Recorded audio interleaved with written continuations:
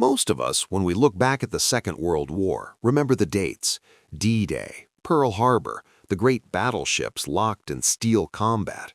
We remember the heroes, the generals, and perhaps the sheer industrial output that won the conflict. But if you talk to the men and women who lived in the cities, in London, in Antwerp, their memories aren't anchored by a single date. They're anchored by a sound. That sound was the pulsating guttural drone of the V-1 flying bomb. It was nicknamed the Buzz Bomb, and for good reason. It wasn't a whisper, it was a rhythmic, mechanical scream that cut through the night, creating a unique kind of psychological warfare. Now, why are we talking about the V-1 in the context of a secret technology? Therefore, we must first establish the problem that this little technological miracle, the proximity fuse, was built to solve. We've all seen the newsreels, the great walls of anti-aircraft fire, the flak blooming high in the sky like terrible black cotton puffs. It looks impressive on film, doesn't it? A righteous, furious response to the aerial menace. But here's the quiet, uncomfortable truth of 1943 and early 1944. All that fury was mostly wasted.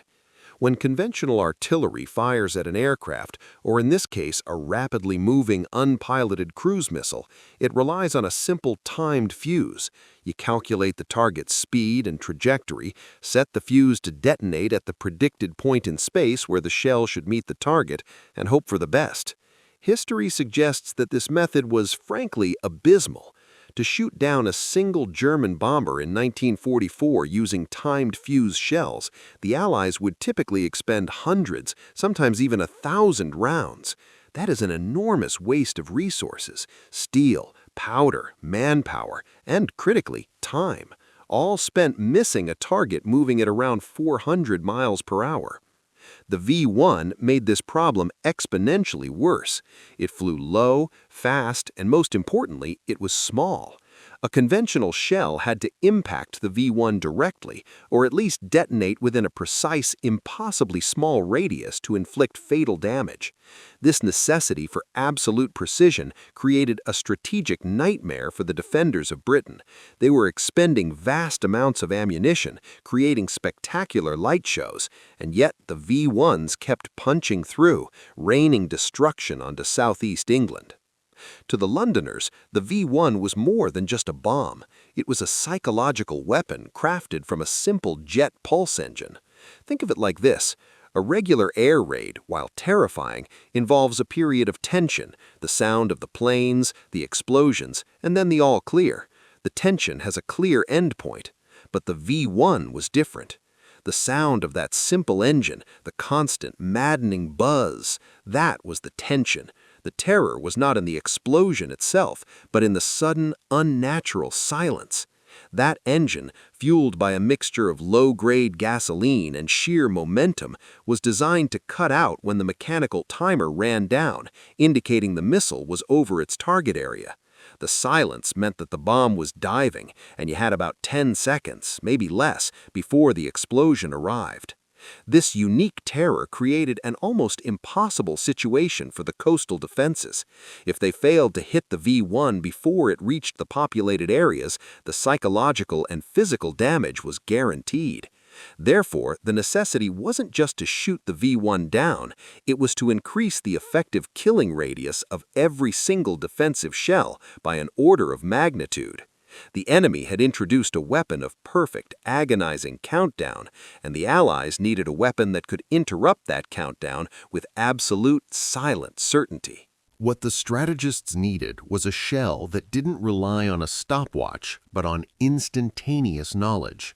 They needed a weapon that could sense the V-1 nearby and detonate automatically, essentially turning a near miss into a guaranteed kill.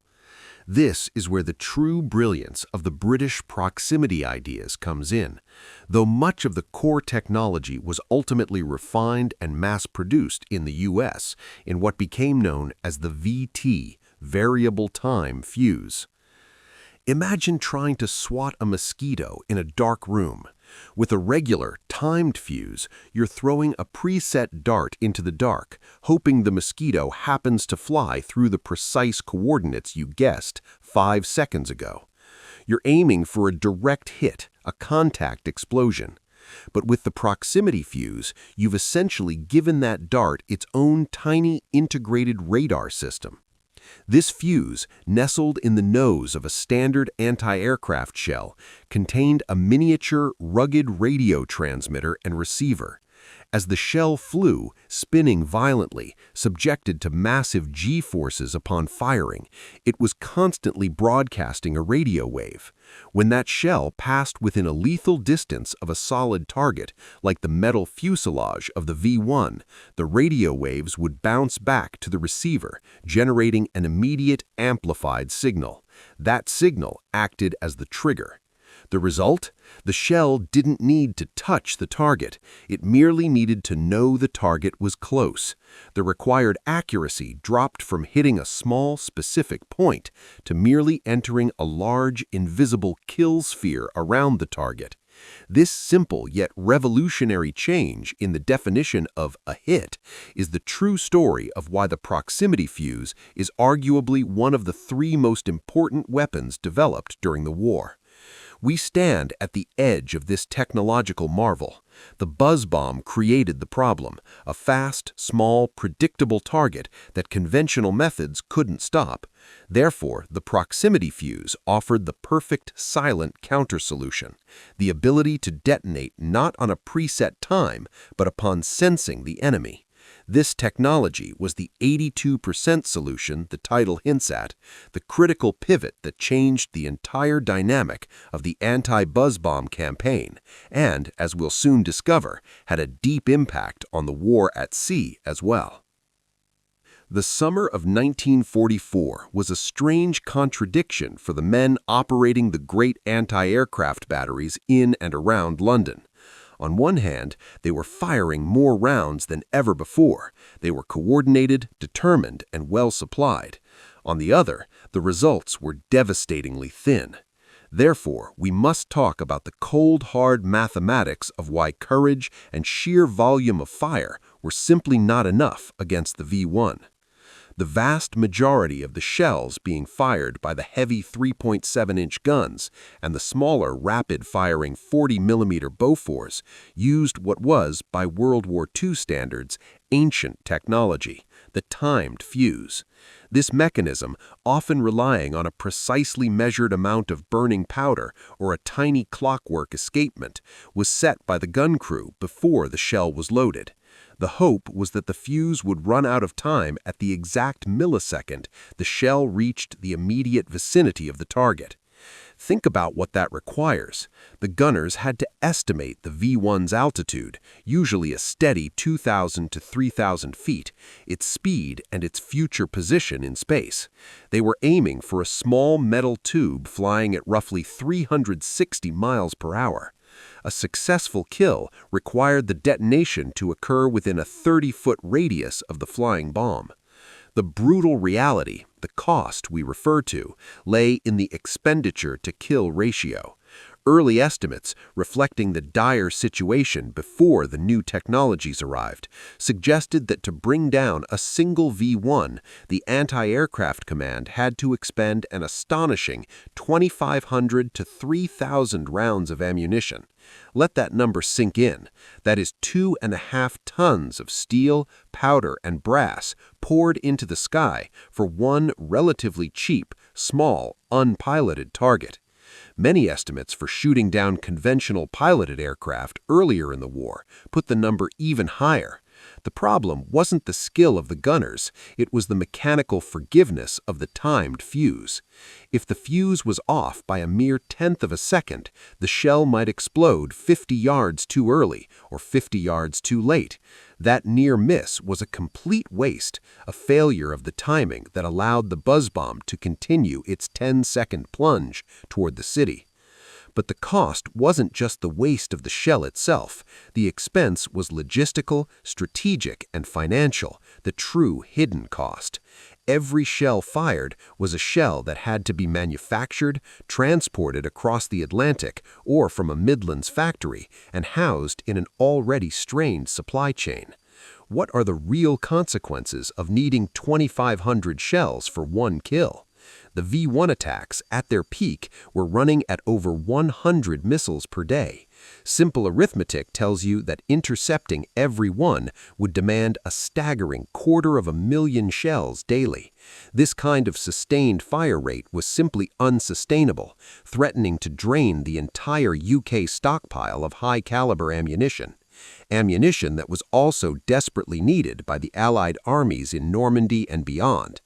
The flak had a secondary, insidious effect. It created false confidence.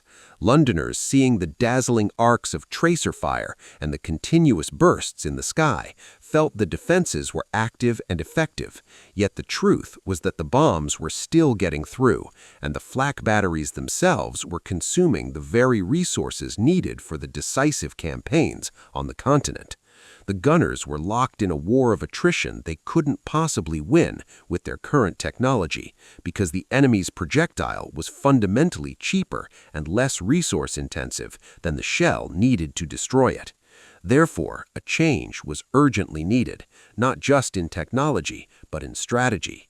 Ironically, the very feature that made the V-1 a simple production line weapon, its fixed flight profile, is what also made it hard to hit with timed fuses. A pilot is erratic, he might jink and dive, but the V-1, guided by a simple internal gyro compass and set to a predetermined altitude, followed a surprisingly straight and level course for most of its journey. This seemingly ideal predictability should have made it a perfect target for calculation. But the speed of the V-1, combined with the extreme G-forces exerted on the shell as it left the gun muzzle, introduced variables that the Clockwork fuses simply couldn't handle. The sheer centrifugal force, often reaching 20,000 Gs upon firing, often subtly corrupted the delicate powder train or the tiny gears of the mechanical fuse. The resulting timing errors meant that even when the fire control radar, the highly effective new centimetric sets based on the British cavity magnetron, provided a perfect aiming solution, the shell itself would still betray the calculation. It was like having a finely tuned watch whose hands jumped randomly when you shook it. The gunners were aiming precisely, but the projectile was delivering the explosion at an unpredictable time. The consequence was that in the early weeks of the V-1 attacks in June 1944, the British anti-aircraft efforts only managed to intercept about 1 out of every 6 incoming buzz bombs.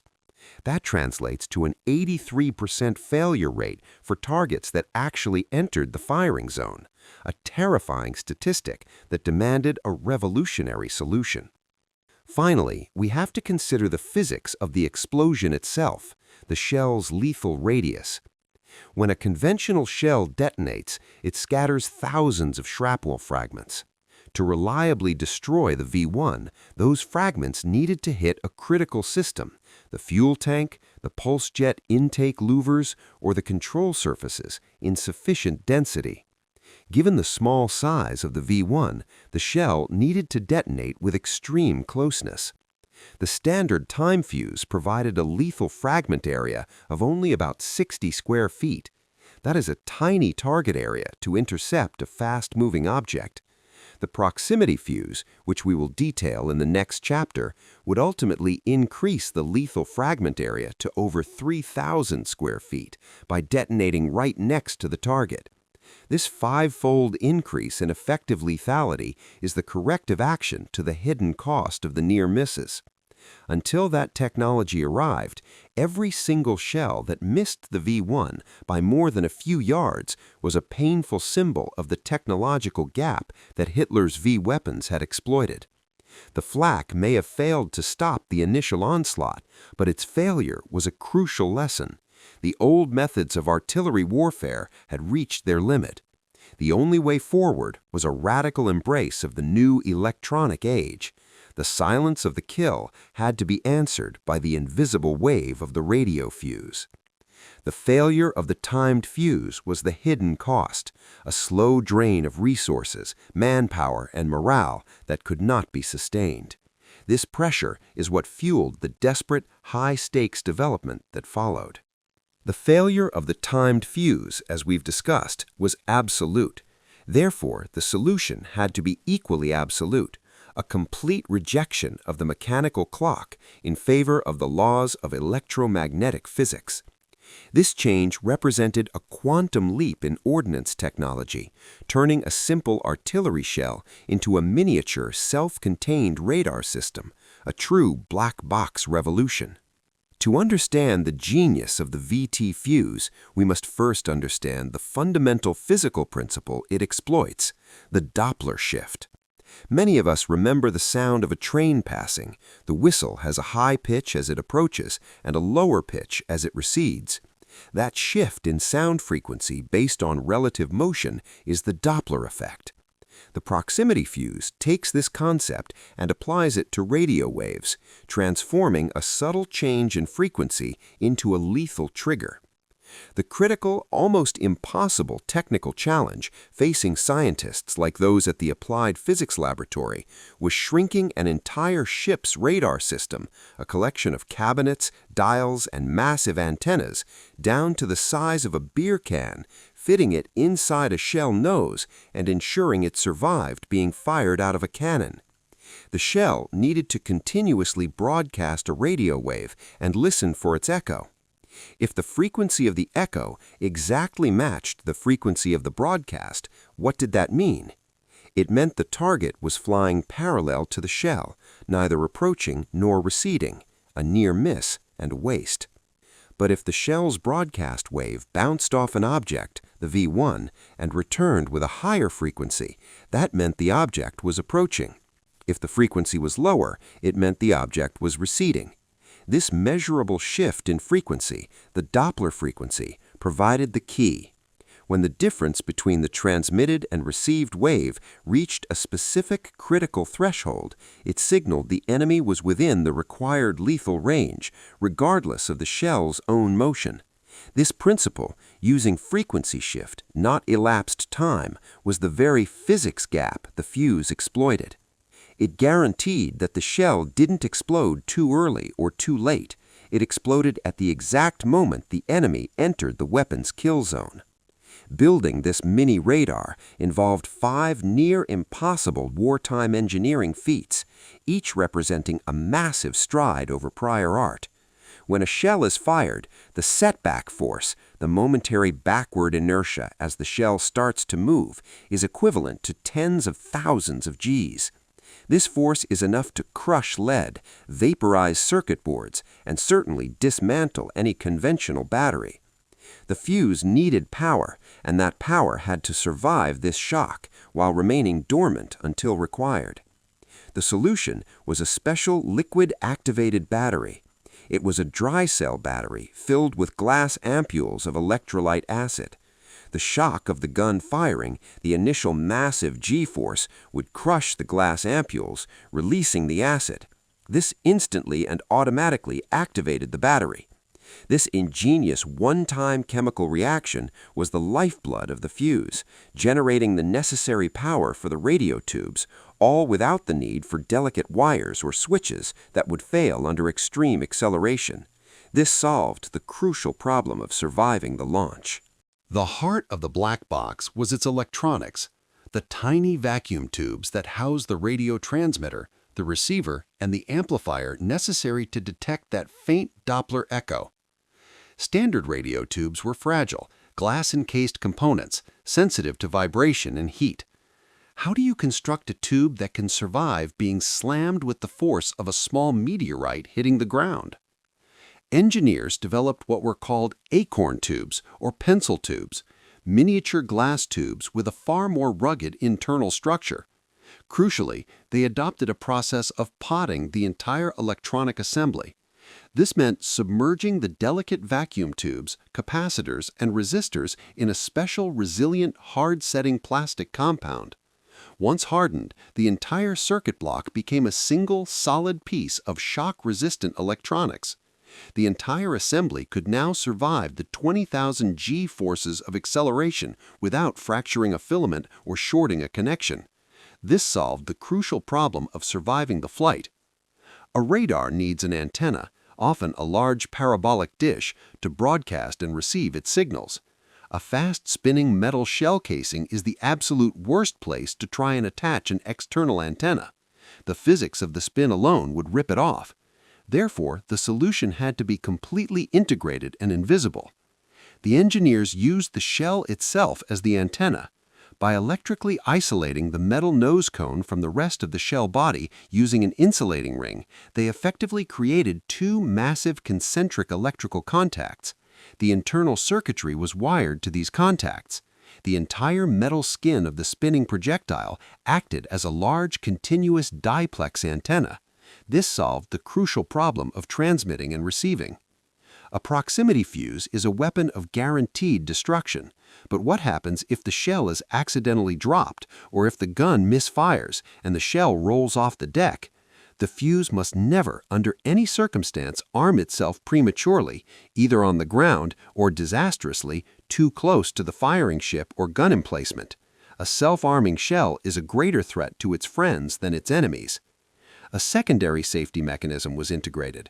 The fuse would not arm itself until the shell had spun a predetermined number of times, indicating it had safely left the muzzle of the gun and was in stable flight downrange. This spin was a result of the rifling in the gun barrel. The centrifugal force from the spin moved an internal locking pin, completing the electronic circuit and allowing the now activated battery to power the tubes. This solved the crucial problem of safety and arming. The combination of these 5 solutions transformed anti-aircraft warfare. Before the VT fuse, a gunner had to predict where the V-1 would be in the future. After the VT fuse, the shell was intelligent enough to know where the V-1 was right now. Think about the psychological relief this offered to the gunners and, more importantly, to the terrified civilians. The kill ratios immediately soared. The 1 in 6 interception rate of early June 1944 was a disaster. But what did the black box revolution deliver? When the proximity fuses were cleared for use over land against the V-1s in mid-August 1944, after being successfully tested at sea, the interception rate skyrocketed. In the final weeks of the V-1 campaign, the gunners using the new fuse were achieving a consistent 82% interception rate, the exact figure hinted at in the original title. This near-perfect success rate virtually shut down the V-1 campaign against London, forcing the remaining attacks to shift to less defended targets. This single technological leap reversed the tide of the entire air defense campaign, proving that the silent terror of the V-1 could be answered not by more shells, but by smarter physics.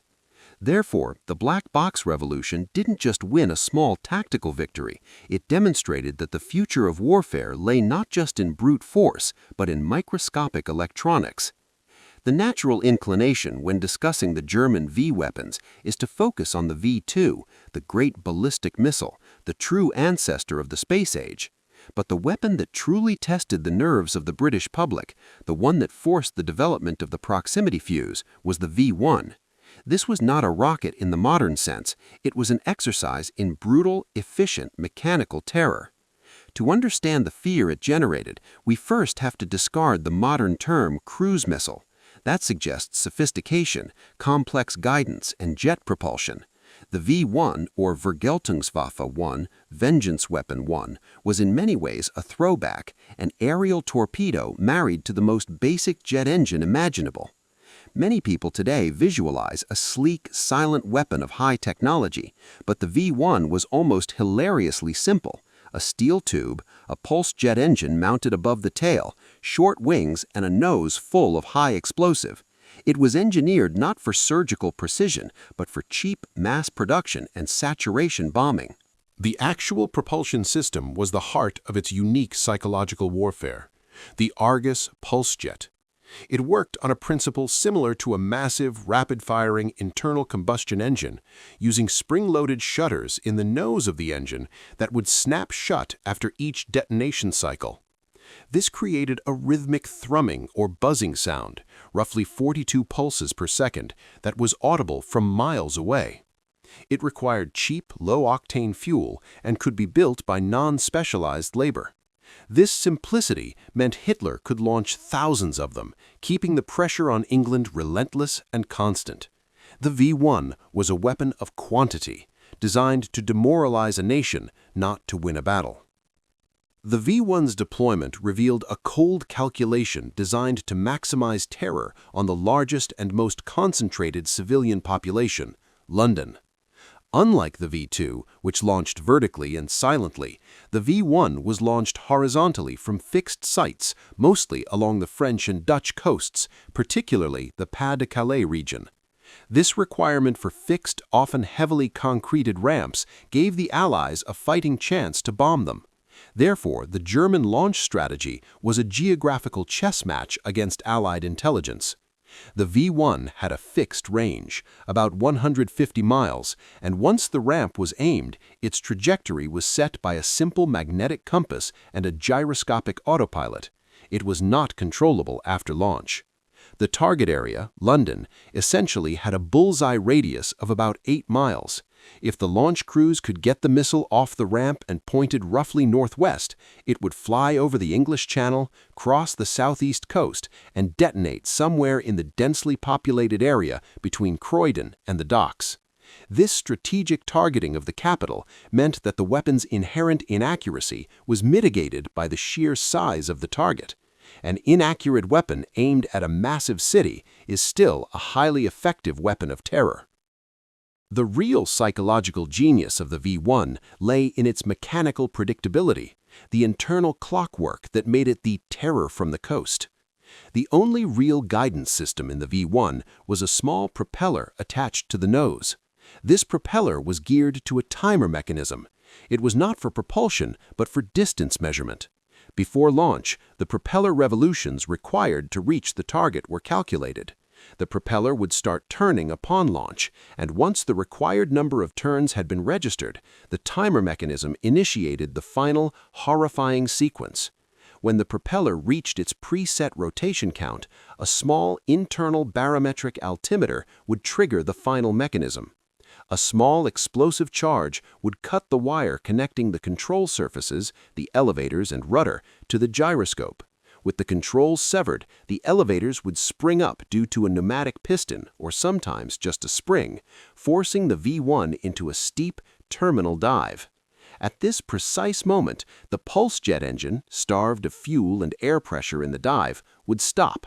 This created the infamous silence. For the civilian on the ground, the sound of the engine stopping was the actual air raid warning. It meant the bomb was diving and the explosion was coming in approximately 7 to 15 seconds. Unlike a regular bombing raid where the sound of the planes meant you had time to take cover, the silence of the V-1 meant you had time only for a final, frantic prayer. This unique countdown made the V-1 a perfect weapon of psychological distress, forcing people to live perpetually on the edge of that final, unnerving silence. We must distinguish the V-1 terror from the earlier Blitz. While the Blitz dropped far more tonnage and killed more people overall, the V-1 delivered a different kind of trauma. The Blitz was a concentrated, organized attack by piloted aircraft, which meant it was subject to weather, pilot fatigue, and effective fighter interception. It required thousands of aircraft and crews.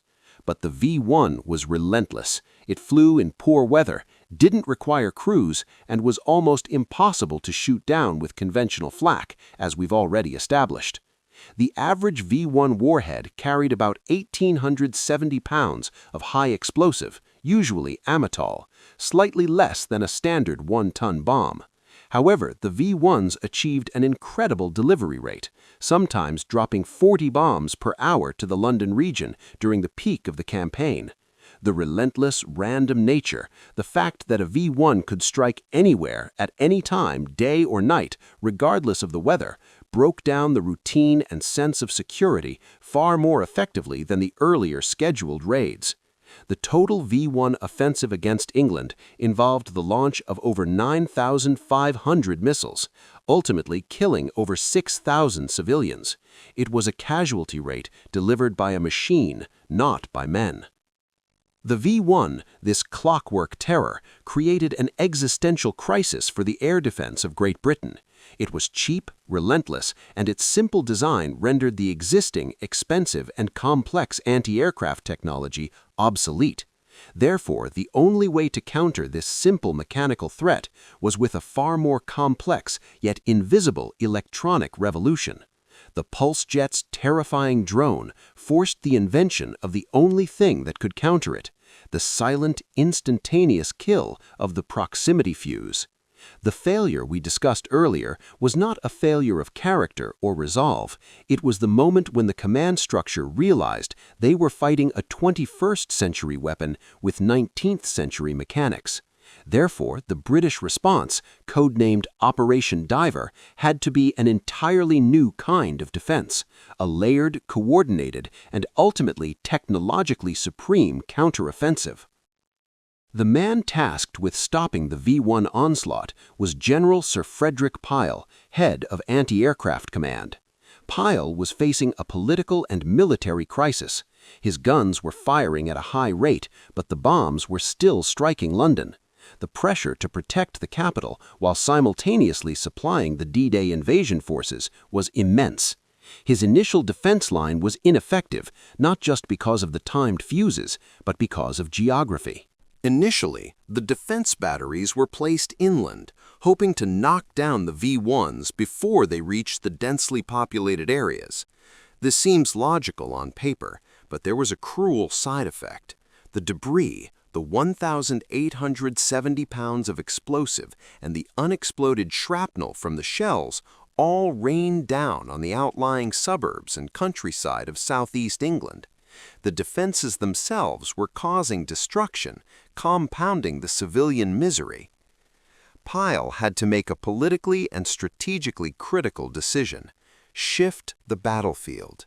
His goal became eliminating the V-1s over water or unpopulated coastal regions before they could ever reach the landmass. This required 3 distinct massive lines of defense, organized like a stack of dominoes aimed at the coast. First, the RAF's fastest fighters, the Tempests and later the Spitfire Mk-14s, were placed over the channel. Second, a massive line of barrage balloons was moved in to cover the inner approach to London. And third, the massive anti-aircraft gun lines had to be uprooted and re-established along the coast itself. This monumental movement was the start of the solution, but it was useless without the black box. The logistics of moving an entire defensive army of guns, equipment, and men were staggering, especially under continuous enemy fire and the secrecy requirements of Operation Diver.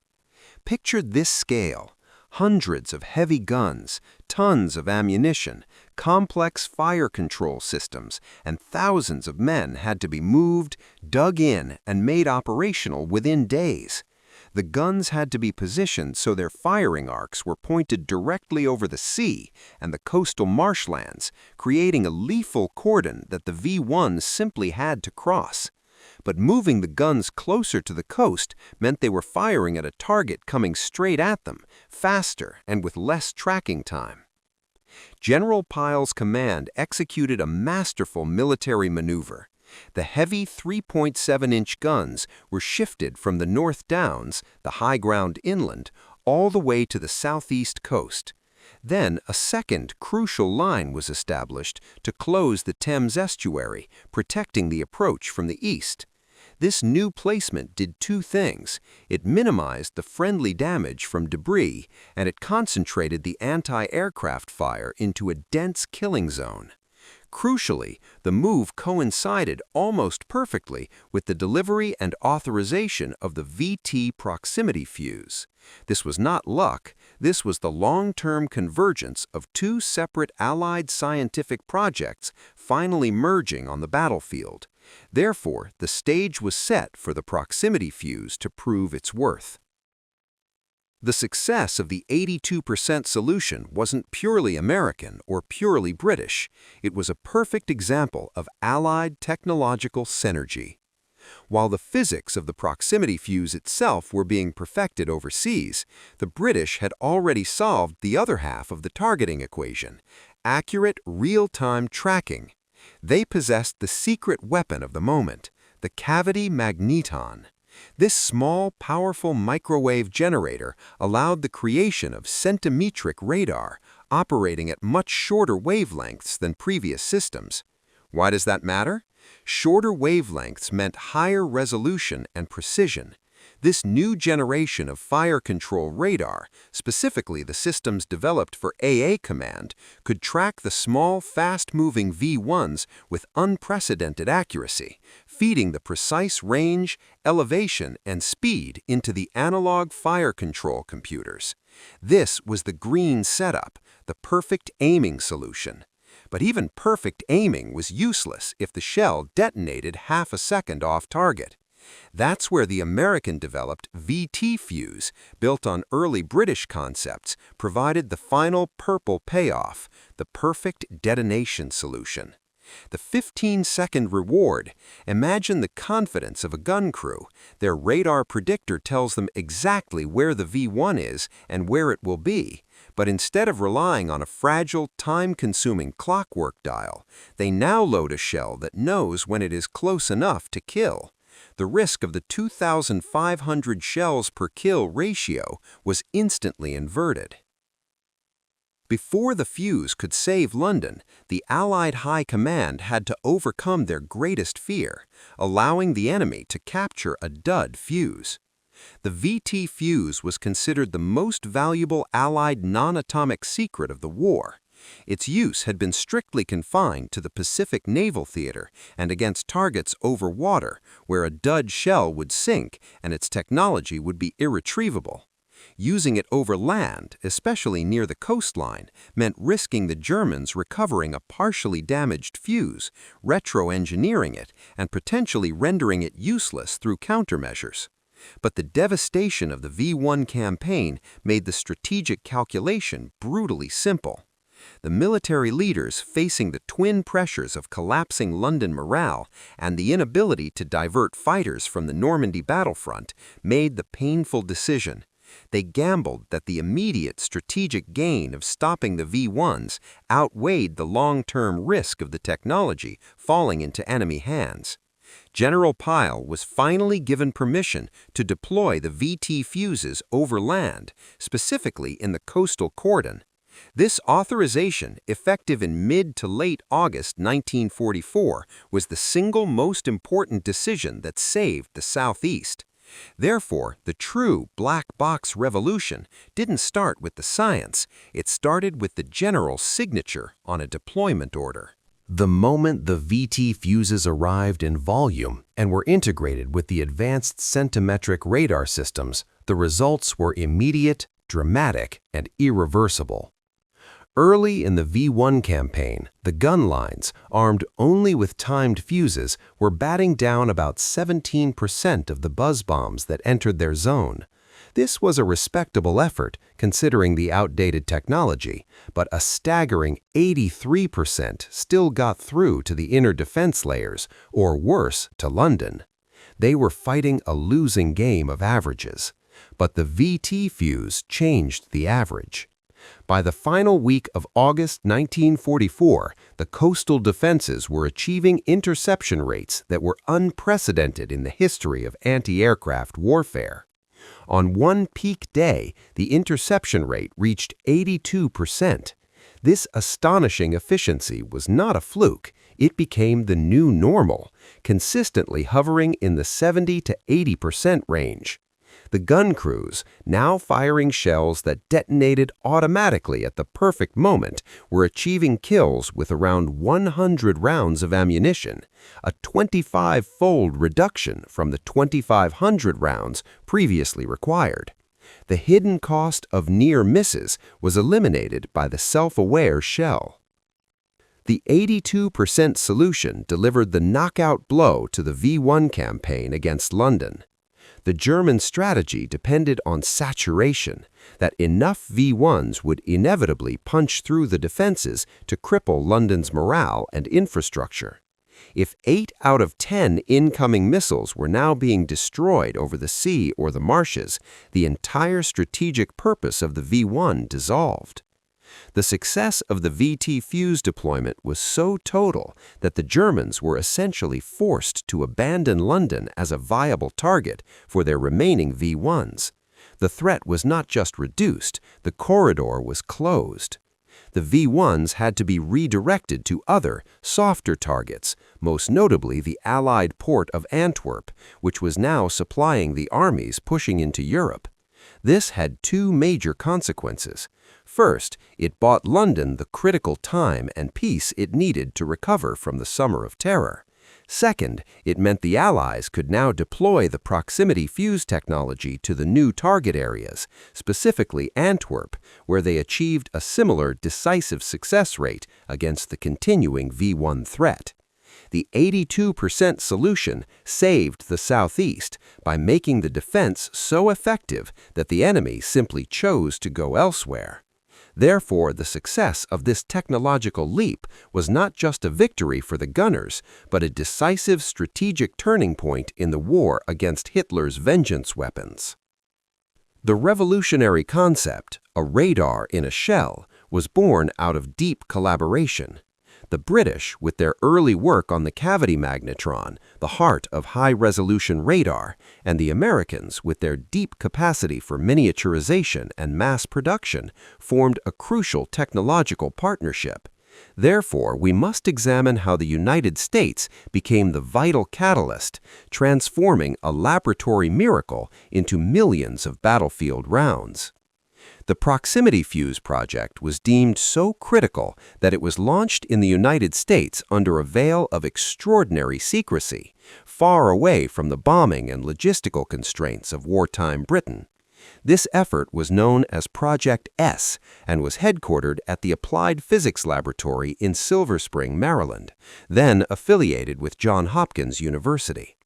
When the initial British concepts and the need for a self-detonating shell were presented to the U.S. Office of Scientific Research and Development, the technical staff looked at the requirements and declared it almost impossible. The timeline was short, the physics were unforgiving, and the miniaturization required was beyond anything commercially available. But the stakes, the need to defend the Royal Navy and later London, compelled a massive immediate investment. The U.S. approach was defined by speed and industrial scale. Scientists and engineers were immediately drawn from institutions across the country, Caltech, MIT, and others, to solve the 5 key technical problems we previously discussed: the battery, the ruggedized radio tube, the antenna, the shock hardening, and the safety mechanism. This collective effort, operating under absolute military priority, allowed the core design to be finalized and tested in a remarkably short period. The first working prototypes were being fired from guns within 8 months of the project's inception. This lightning-fast transition from theory to tested prototype was the first critical American catalyst. The true test of the American catalyst lay not in the laboratory, but in the factory. A wartime weapon is only effective if it can be mass-produced quickly, cheaply, and with absolute reliability. The British could design brilliant, complex devices. Their early radar and jet engine concepts are proof of this. But to defeat the V-1, millions of these tiny, complex circuits were needed. Each unit contained 5 vacuum tubes, over 100 soldered connections, the liquid activatable battery, and the detonator. Making these components by hand was not feasible. The challenge was converting a delicate scientific instrument into a reliable, mass-produced piece of heavy ordnance. The industrial response was staggering. The OSRD contracted manufacturing out to companies like General Electric, RCA, and Sylvania, companies with the expertise to produce massive quantities of ruggedized radio tubes and electronic components. Over 80 companies and more than 12,000 workers were ultimately involved in the production chain. This coordinated industrial effort allowed the U.S. to produce proximity fuses at an astonishing rate, eventually reaching a peak output of over 70,000 fuses per day. This was the second critical American catalyst, applying Henry Ford's production principles to battlefield electronics.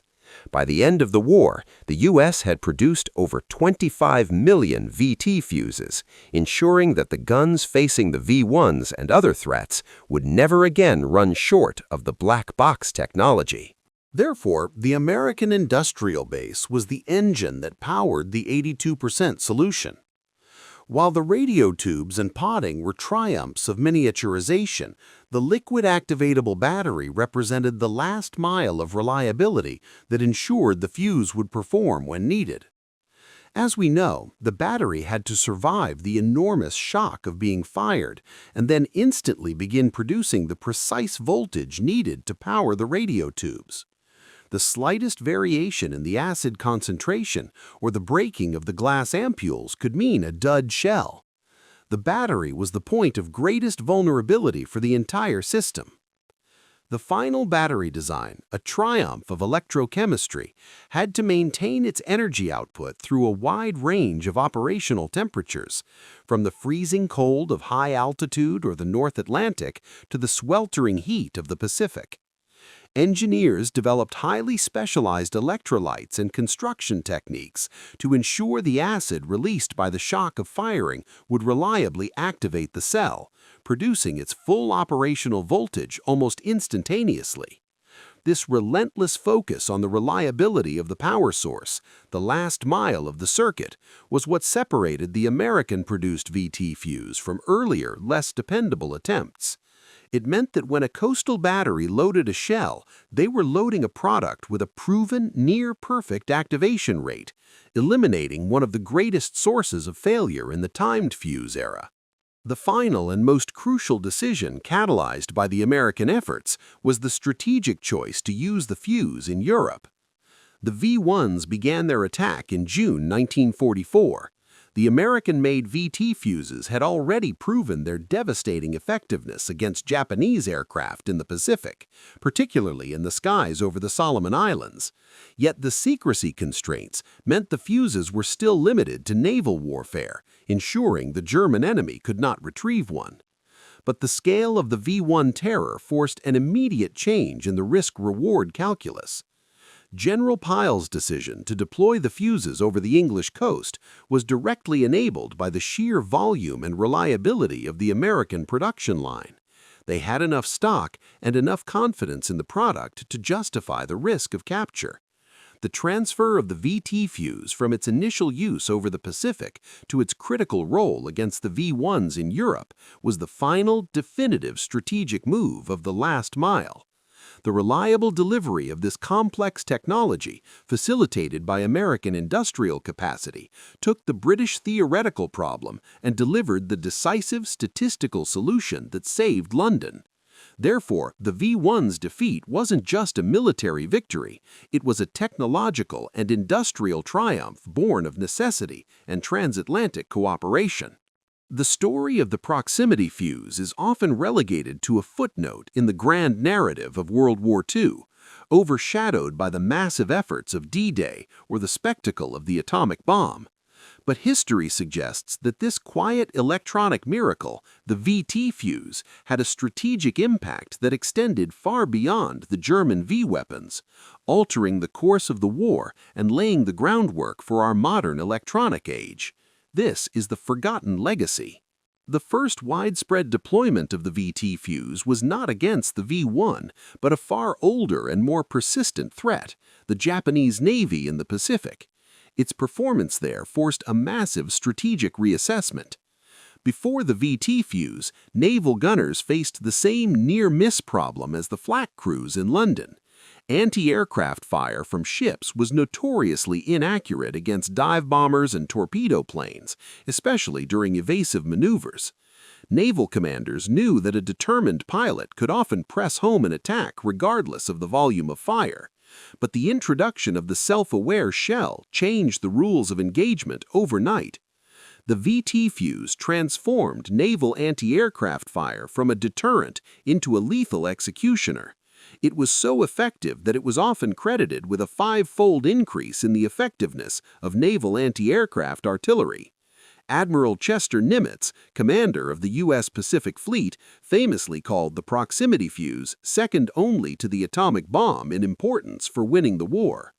This sudden, devastating defensive capability effectively shut down the primary threat to the Allied advance at sea, proving that the victory over the V-1 was merely a European echo of its naval dominance. Therefore, the V-1's defeat won the peace by ensuring the safety of the supply lines that made victory in both theaters possible. The engineering efforts required to create the proximity fuse were not packed away after the war. They formed the intellectual bedrock for the post-war electronics boom. We take for granted today the power of miniaturized electronics, the tiny circuits in our pockets, the sensors in our cars, the computing power in our homes. But these concepts didn't arrive out of thin air. They were direct intellectual descendants of the wartime urgency to fit a fragile radio circuit into a rugged artillery shell. The wartime effort in ruggedizing and miniaturizing vacuum tubes, capacitors, and batteries drove fundamental advancements in materials science and electronics packaging. The potting techniques developed to protect the circuits from 20,000 Gs, the liquid-activated battery chemistry, and the general push for reliability in extreme conditions directly influenced the design of early guided missiles, aerospace electronics, and perhaps most profoundly, the nascent solid-state electronics industry. The engineers and physicists who refined the VT fuse went on to become the giants of post-war science and technology, taking the lessons learned from the black box and applying them to civilian applications. Therefore, every step taken toward modern microelectronics owes a debt to the wartime necessity of creating a self-detonating shell. The story of the proximity fuse is a powerful reminder that necessity truly is the mother of invention, and that technological breakthroughs, however small, can alter history. When we reflect on the terror of the V-1, the random destruction, the psychological toll, the feeling of utter helplessness against a mechanical drone, it is easy to forget how completely the threat was neutralized. It took an act of supreme technological nerve to defeat it. The 82% solution was more than a number. It was the restoration of faith in the defense. It meant that the sound of the anti-aircraft guns was no longer a sign of wasteful, desperate flailing, but a harbinger of a precise, inevitable kill. The proximity fuse did not just destroy ordnance, it rebuilt morale. It guaranteed that the silent, psychological terror of the V-1's final dive would be replaced by the sudden, satisfying roar of a successful interception. It won the peace, not just the war, by proving that the ingenuity of free men could outmatch any weapon of terror thrown against them. It remains a quiet, powerful testament to the forgotten genius of the war's technological architects. It's been a privilege sharing this detailed look at the proximity fuse with you. It's a story that reminds us all that genius often wears a uniform of secrecy and sacrifice. If this conversation sparked a memory or added to your knowledge, we'd ask you to do 2 things to keep this channel strong. First, hit that subscribe button so you don't miss our next deep dive. Second, share this video with a friend or colleague who appreciates true, substantive history. We are a community dedicated to remembering these crucial moments. Thank you for being part of it. Take care, and we look forward to reading your